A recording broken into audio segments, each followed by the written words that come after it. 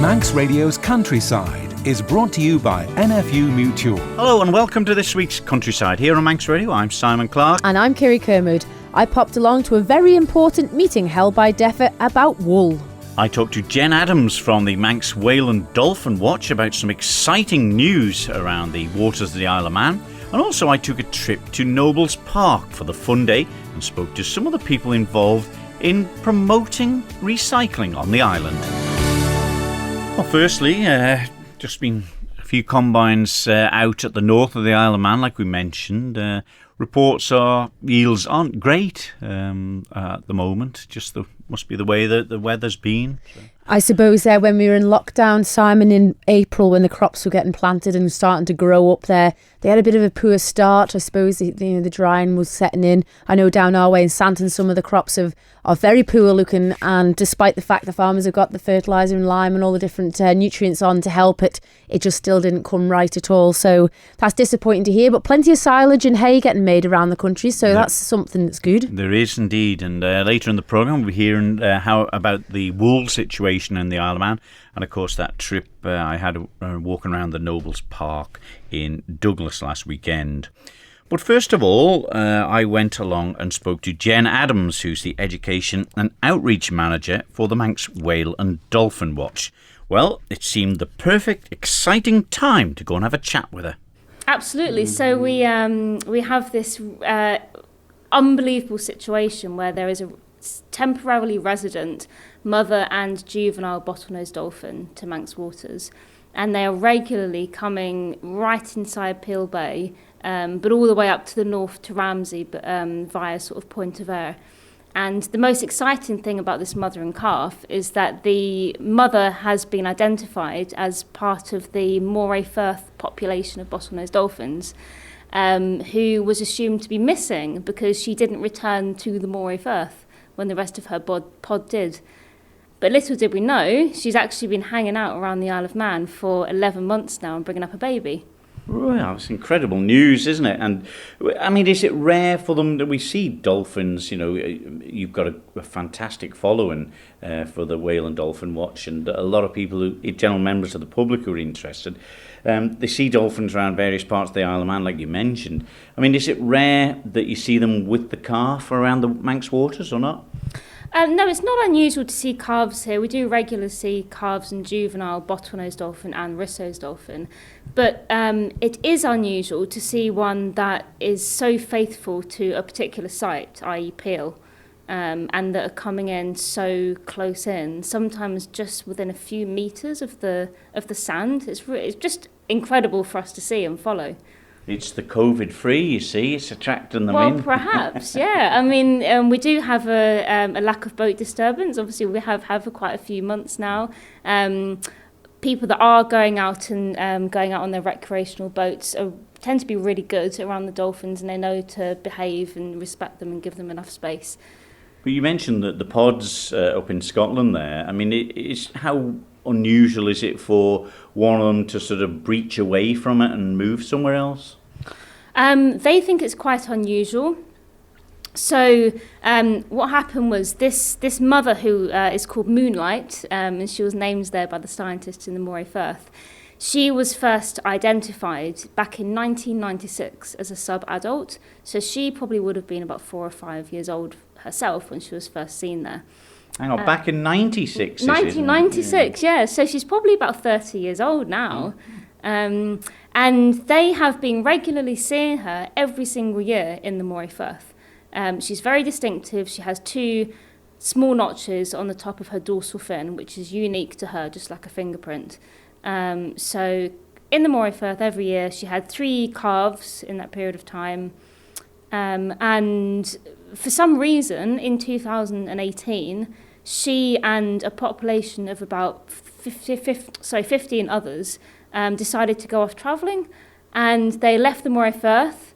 They went round the top of Scotland. Some of them went round to the west and the east of Ireland, and some other ones even went over to the Netherlands, really? Which is just incredible. And it was the first time that these Scottish scientists had ever known of their dolphins to go to another completely other country. the first international sighting.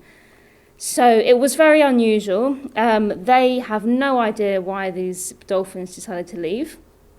But the remarkable thing, or most interesting thing, certainly, is that most of these dolphins did return to the Moray Firth last year, excluding our mother, Moonlight, and I think about 4 or 5 others. And they were just classed as missing because they didn't know where they went.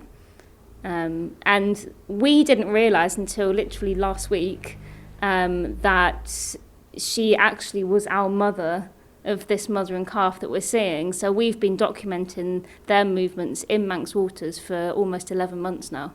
Wow, they say that she had 3 calves in that time. So they don't have one every year and things like that? No, so the first one, I think the first one was born about 15 years ago. And then she had another one who was born in 2010 and another one in 2014. And then this current calf who was born in 2019. Has the young one got a name? I don't suppose you know if it's a boy or a girl yet. We don't know yet whether it's a boy or a girl. We have been running a competition actually to name this calf, this dolphin calf.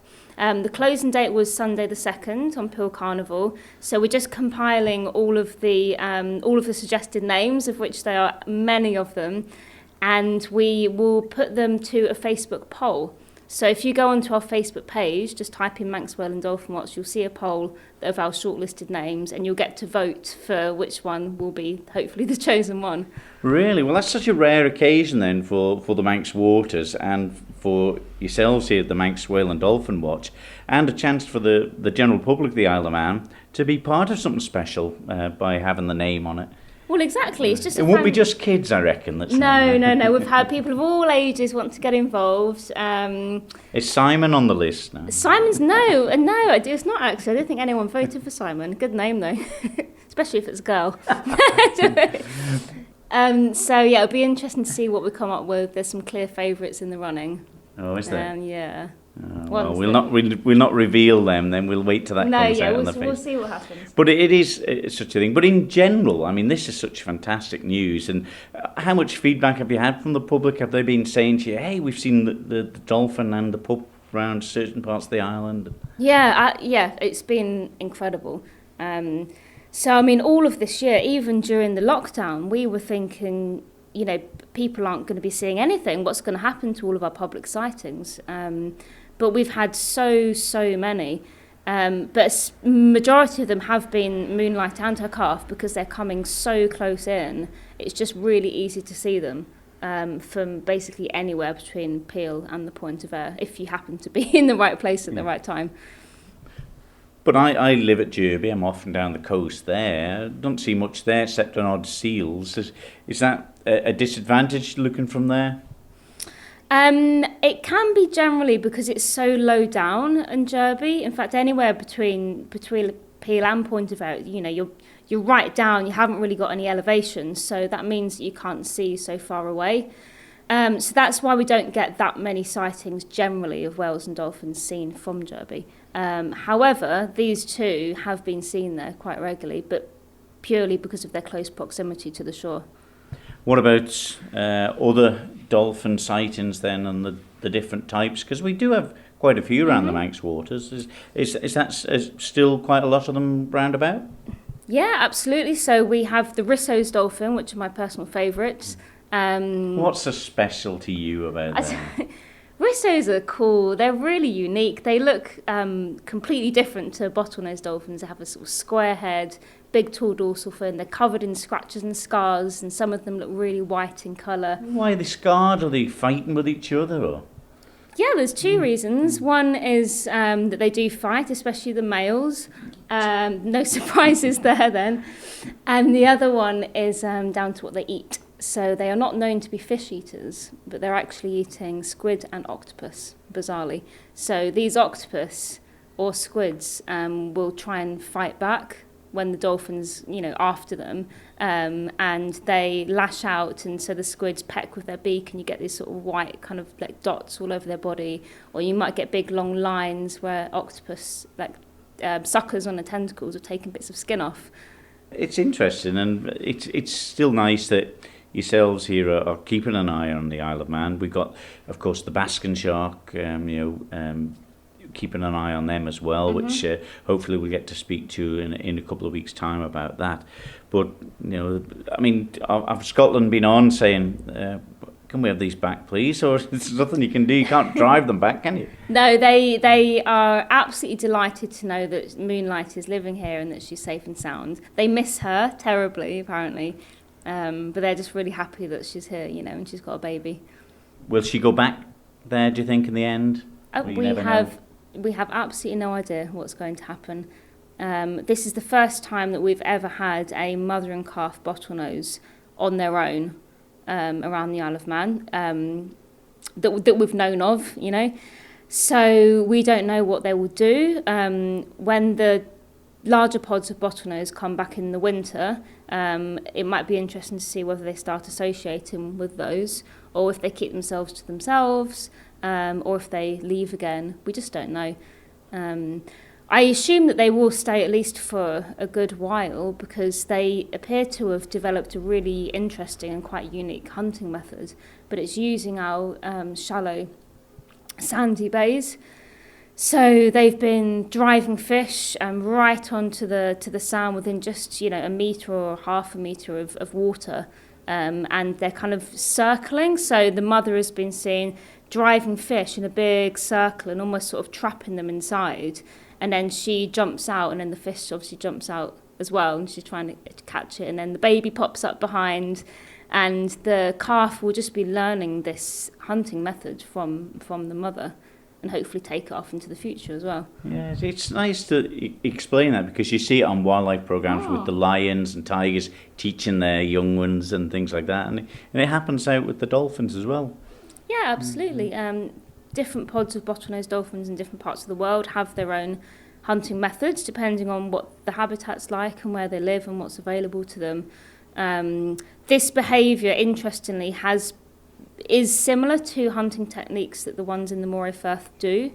So there is that connection there. So Moonlight has obviously learned it over the years, and then she's brought it here and she's teaching her young how to do it. But because they have developed this inshore hunting technique, we think that it is quite unlikely that she will take her calf back out into the deep, wide ocean, because obviously it's going to be a completely different type of hunting there. So good chance it'll stick around the waters then, I hope so. between here and the Scottish coast and probably the Irish coast. Bit of a trip round to the Netherlands, I would say. It is a bit, yeah. I don't know whether Moonlight fancies that or not. Maybe in the future, maybe her youngster will go there. So you'll keep us informed then, and we'll come with an update once the name of the calf has been announced. Yeah, and we'll get an certainly. update to see if they're still around the waters of the Isle of Man. Absolutely, and you can go onto our website. So just go to any internet search engine and type in Manx Whale and Dolphin Watch, and we will come up. And you'll see a page called Recent Sightings. So any sighting of whales, dolphins, porpoises around the Isle of Man gets put on there. So it's the best thing for you guys to go to give you an idea of what's been seen where, what are the good places to go and try and spot things. And certainly if you do see anything, be it Moonlight and her calf or any other cetacean in Manx waters, please let us know. Well, fantastic news, and good luck with that when it comes out. If you've got already picked the name that you thought it should be named, the calf, it's going to be shortlisted on that Facebook page, and you never know, it could be named after you, couldn't it? Absolutely. So Jen Adams, the Education and Outreach Manager there for the Manx Whale and Dolphin Watch. But you being a sheep farmer and your family involved in it for many years, there's quite a few of them around the Isle of Man. There's sort of good land for sheep, isn't there? And it's been one of them things where you get the money for the sheep and the lamb, and in the past wool. But it's been not such a good story lately, has it? No, it's been quite disappointing, I suppose, Simon, in the whole new world of sustainable and less plastics being used. The wool itself, is being hard hit at the moment, and it's just not wanted. And I know it takes an awful lot to process the wool to make it into jumpers, and that scouring process is quite expensive to do. I went along to a very important wool meeting held by DEFA at Laxey, and I caught up with Martin Perkins to see what this was all about. Unfortunately, the world price of wool has completely collapsed, and we were very lucky to get what we did from it. And I understand that the farmers have had something back, but it's not looking good for next year. What is driving the price down? Because obviously it's a natural product.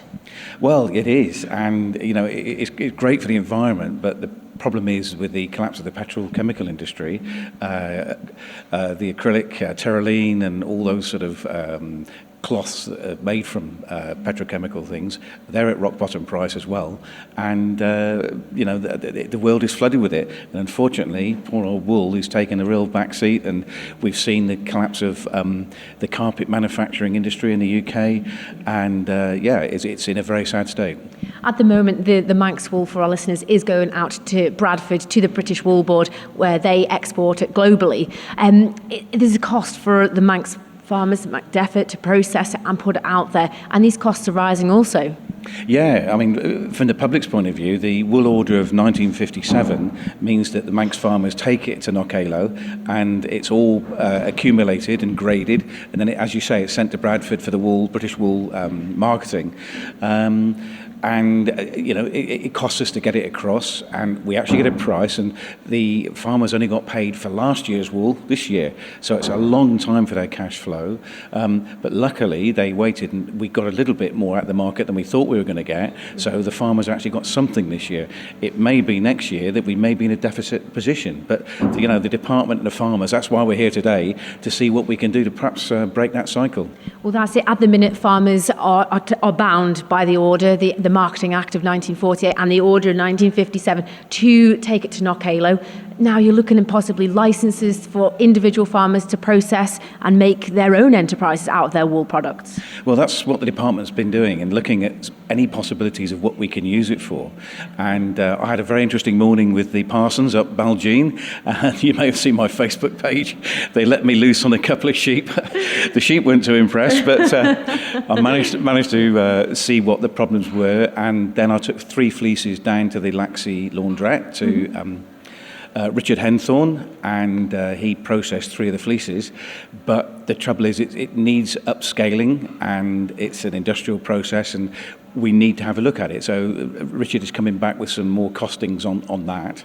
But if we could possibly process it on the island, clean it and make it fireproof, it may be possible to use for building insulation. But we're a long way from that at the moment, but we are looking at it. But that's right, Martin. It's all these ideas that are being put together today in this meeting. I know it's only a small portion of the farmers, and it's just a small voice at the minute, but we obviously want to get everyone involved with it. But the Isle of Man is a biosphere.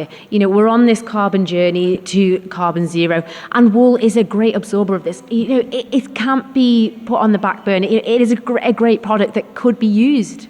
Yeah, I'm not sure how many kilos of carbon dioxide 1 kilo of wool equates to, but yeah, we should certainly look at that, and it will help us on our carbon target.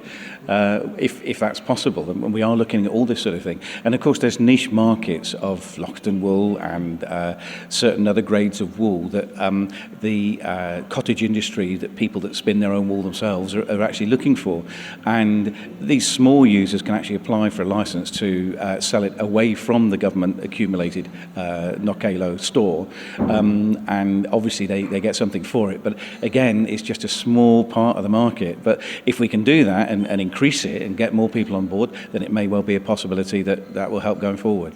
Absolutely, and we've seen obviously on social media some of our farmers have aired their views on how disappointed they are with the prices, and they have used it as alternatives within their own farms. It is very good at the runoff of floodwater. It can be used on the hill land for that. Also, compost. These are like small, great ideas like we've been talking about. The idea of putting it to the incinerator, it breaks a few hearts. Yeah, I mean, the incinerator, it's awful to think that we're burning a natural product, isn't it? And you're right on what you say about the natural runoff from the hills. I think in certain areas of the UK, they're using it to try and slow down floodwater, which Laxey and the Castletown, all the uplands of the island would be great if we could do something like that. But again, it's the labour of actually getting it up there on the hills, getting it in the right place, because you have to put it in the right place. And, anything we can use it for will be, and if it has a secondary value as well, reducing flooding, that'd be great. Obviously, wool is a great thing here on the Isle of Man. We have our own Lockton breed, and it is fantastic. We have some fabulous visitors over. The North Atlantic Sheep Association were here a couple of years ago. There's festivals for wool. This is something we can embrace. I think so, and it was a great conference. I don't know if we went to it in the Manx Museum, and the Office of Fair Trading had to tweak their laws a little bit to be able to let them sell individually their wares when they came over. But yeah, you're right. It is it's as it says, North Atlantic Sheep Organisation from the Faroe Islands, Iceland, all across the North Atlantic. And I think again, if we can support that and perhaps get them back to the Isle of Man and look at some of the ideas that they're using the wool for, would be great. Daniel Kirree, you are a sheep farmer and also one of the main shearing contractors on the Isle of Man now. How do you see the wool industry here? Obviously, things are changing globally and in the UK, and obviously the Isle of Man is getting swept along with it. Unfortunately, at the minute, I don't see that the wool industry over here is in a very good position going forward. But with the environmental focus and there's the environmental capabilities of wool and the rest of it, potentially in the next few years it could hopefully pick up. Hopefully the meeting today will be a start along that, but there's a long way to go with it, and unfortunately certainly the global situation with the decrease in the markets over the last 10, 20, 30, 40 years has not helped the situation, and certainly COVID has brought it to a bit of a head this year, but longer term hopefully the outlook will improve because it is one of the most sustainable materials there is. There's also various health benefits to using wool, especially in insulation, carpets, clothing, etc. So as long as we can sort of start making progress towards that, I think there is a good potential in the Isle of Man. I see, Daniel, also once upon a time, wool used to cover the cost of renting land. You used to be able to pay your way. We're hardly covering the cost of you guys to come in and shear one sheep now with the price we get for the fleece. Yes, unfortunately that's true. Like in my granddad's day, the wool price covered the rent of the farm, and in sort of even half a generation before that, the wool price covered the farm and the man. I've heard stories of people opening the wool checks and then having to let go of the men. Like when it had dropped, some of them had to let go of the men previously being employed year on year with the wool check, and so. But then things change, times move on. We're now, that was 30, 40 years ago at least for most of that. Unfortunately, the cost of labour has increased over time, and unfortunately that's what's happened now with the shearing and the price of wool. The price of shearing has increased year on year because the price of labour has, and unfortunately the price of wool's been devalued, mainly due to carbon-heavy synthetics. As you are a shearer, Daniel, it is an essential part of the animal's welfare to shear a sheep each year. Yes, the majority of sheep breeds need to have the wool removed. There is, of course, you got some of the shedding breeds don't, but on the whole, it is very much a welfare issue that the wool has to be removed. There's numerous health reasons for this, and unfortunately, that has cost implications. So as far as things go, farmers are still going to have the shearer come in each year and do their job. How do you find farmers reacting to you now? Will they try and do more shearing themselves? Certainly this year with COVID, there's been a definite increase in numbers of sheep being shorn themselves by the farmer. Going forwards, it's a bit hard to predict. Certainly it'll depend on the wool prices. I would imagine that certainly a certain number of farmers will, but you've got to also remember that farmers are getting older as a rule, so unfortunately there is sort of, as you get older, sheep shearing is a very physical and hard job. It gets harder to do. There's also the cost implications in how many days you spend shearing over doing something else. So while it could seem more expensive to get the professionals in to do it, again, it's like anything else. They do it so much quicker, so at the time. So there is if you value your own time often enough, it doesn't add up to do that. But if you've only got small numbers of sheep, just knocking them off in an afternoon is often, people enjoy it as well. So if you enjoy it, why not do it? That was Martin Perkins, a DEFA member, and Daniel Kirree, one of the shearing contractors on the Isle of Man. Yeah, poor news for that, because it was a big part of me growing up in the early days, where you had the big wool sacks. We used to play on them and get told off for trampling the wool. That's true. And like Daniel said there, Simon, once it used to pay the rent on some of these farms, you used to be able to employ extra staff from the money you'd receive from the wool. And it is a welfare issue. These sheep have to be sheared every year. So it's not a case of, just leave them in the fields and let the wool grow. That cannot be done. It causes all sorts of untold problems for the sheep. So it's something that still has to be done, but hopefully we'll find a way to use the wool. It's such a shame. It's such a great product. And let's hope we can come together as an industry and find something, a good outcome out of it. You'd think there'd be plenty of cause for it here on the Isle of Man with the cold winters. I suppose people can't be bothered washing them separately by hand now. That's half the battle, isn't it? You're listening to Countryside here on Manx Radio with Kirree Kermode and myself, Simon Clark. Well, with the postponement or cancellation of both the agricultural shows this year, there was no stalls or anything at the Tynwald Day Festival, but we were lucky enough to be able to attend a gathering at the Nobles Park in Douglas. Douglas Fun Day it was, and I went along. There was loads and loads of people to chat to on the day, and one of the themes of the day there was recycling. And firstly, I caught up with Wendy Shimon from the One World Centre. I think you're responsible for this area around here. For this little section for the Global Village, yes. Many people will know that we normally run a Global Village on Tynwald Day at the Arboretum, which obviously didn't happen this year. So Douglas Council very kindly invited us down to the Douglas Fun Day, and we've got it's kind of like a taster session really. It's much smaller than the normal event, but we've got the same kind of people here. So we have some of the charities working overseas. We have fair trade. We have some of the groups involved in sustainable development, so Friends of the Earth, people like that. And we also have two of the food stalls from overseas. So we have Filipino food and African food. So it smells absolutely delicious down here at the moment. But it is, we've missed the agricultural shows, missed the Tynwald Day.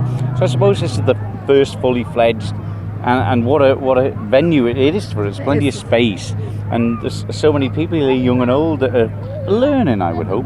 Yeah, it's absolutely fantastic. It's a massive turnout. You never really unsure how people were going to take to it, but obviously everybody just does want to get out in the fresh air. And so having a sunny day definitely helps, and it's maybe a different some different people than we would normally see on Tynwald Day, so it's a great opportunity for us to talk about what we're doing and for people to learn as well. I mean, the coronavirus pandemic demonstrated that we are all one world and we are all connected and interdependent. So, it's a way to understand that we need to approach these problems from a global perspective. Yeah, people, I think I've took note of people that get so complacent in the world, but this was an eye-opener to what can happen in all sorts of areas, I suppose. Well, that's right, and we've just recently had the Disasters Emergency Committee call an appeal for coronavirus in countries like Sudan and Somalia and Yemen, where they were already struggling with multiple crises, and now they have to cope with coronavirus on top of that. So, we've had it bad, but for other countries, it's just another nightmare on top of how they're already trying to live their lives. Well, you're doing a good job here today, and it looks spectacular, and I'm glad so many people have come to support it. Yes, thank you very much. Come on down, anyone who's still out there. Well, Brian, see you here on a busy day, the Rotary Club. What's your aim here today? Well, it's just awareness of Shelter Box, which is a Rotary project that has been here for 20 years. We've been involved in it, and we've sent probably, 100 shelter boxes over the last 20 years to disaster areas all around the world. And we were invited to come here with the One World Centre to help promote and given a facility to show our wares, basically. So the shelter boxes are equipped with all these pots, pans, 6 sleeping bags, cutlery and everything for six people, including a toolbox and torches, water filtration systems, and some important basic things then for basic people things who for people need to them. survive in different parts. You know, it's And it's a good advertisement in a way, because people will have heard of the Rotary Club and they go, what do they do, or where does the money go? yeah. Well, it's nice to be out here, making people aware of what we do. As you can see, we've got a lovely presentation today. Eh? The tent looks easy to put up, but it wasn't that easy. No, and it wasn't too windy. No, it wasn't too windy, but it's been worthwhile actually. Just an awareness day, really a good opportunity. Yeah, well, keep up the good work. And this here, the Sinclair car. That was the pioneer of the sort of electric thing, wasn't it? It was, yeah, but it doesn't work today, unfortunately. But it does squeeze into that box there. It's surprising. Really? No, I'm only joking. But it was a pioneering thing. We've seen, there's lots of different areas of trying to recycle and save energy around the field today. Yeah. Particularly electric cars, electric motorbikes up there. But when you look at this C5, people thought at the time it was some sort of joke, but really that was the start of it, wasn't it? Mind you saying that, I wouldn't want to be. It was supposed to be the city car, but I wouldn't want to be in one now because every car has got bigger and bigger. Can you imagine going down through Douglas on that with a big Range Rover going beside you? You wouldn't want to, would you? No, but I mean the Rotary clubs on the island, they've been going a long time as well, and yes. Over the many years there's been a lot of members who have given up their time to raise thousands and thousands upon money for charities. Yeah, and our Rotary Club is actually quite strong at the moment. We've got 51 members in at the moment. In fact, we're just introducing for the first time a lady member. Really?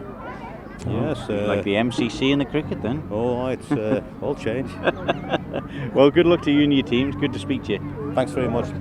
Wendy Shimon from the One World Centre, and also Brian Cool, who's chairman of the foundation of the Rotary Club of Russian Western Man. Always doing lots for charity, and of course putting the world, educating the world here in a nice way, which is quite nice. Nobody likes it too pushy, do they? No, but it's very important that we do our bit for the environment, I suppose. I know we look back and talk about lockdown, Simon, but it did have that little insight into a different world, less aviation, less cars on the road. And they did say that, the numbers in the graphs had slowly started going backwards with the pollution and all the effects it has on our climate. So it is important that we keep an eye on it and do what we can. Yeah, but I suppose there wasn't many people working, and things. There's still people not working, isn't there? But we'll skip that one. Okay, you can listen to all of the interviews on today's programme and more if you go to Manx Radio's website, and you can download the podcast where you get all the interviews, the full versions of them, so you can listen to that at your leisure. And if you've got anything for Countryside, let Kirree or myself know, or you can send an email to countryside@manxradio.com. We're back next week at 6, so we'll see you then. Ta-da! Bye-bye!